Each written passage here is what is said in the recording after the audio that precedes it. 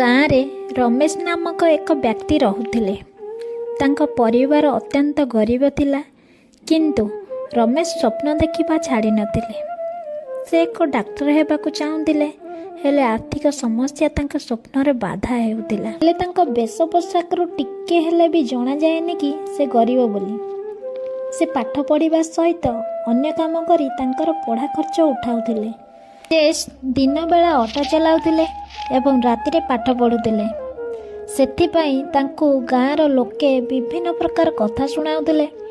ହେଲେ ରମେଶ କାହାର କଥା ନ ଶୁଣି ସେ ତାଙ୍କ ଲକ୍ଷ୍ୟ ହାସଲ ଉଦ୍ଦେଶ୍ୟରେ ଚାଲିଥିଲେ। ଏପରି ଭାବରେ କିଛି ମାସ ବିତିଗଲା। ଶେଷରେ ସବୁ ପରିଶ୍ରମର ଅନ୍ତ ଘଟିଲା ଏବଂ ରମେଶର ଇଚ୍ଛା ପୂରଣ ହେଲା। ଏହା ଦେଖି ରମେଶର ପରିବାରର ଖୁସି କହିଲେ ନ ସରେ।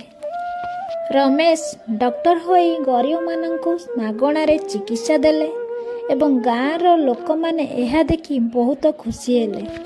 ଶେଷରେ ଏହା ପ୍ରମାଣ କଲା ଯେ କଷ୍ଟ, ଧୈର୍ଯ୍ୟ ଓ ନିଷ୍ଠାର ସହିତ କାମ କରିଲେ ସଫଳତା ନିଶ୍ଚିତ।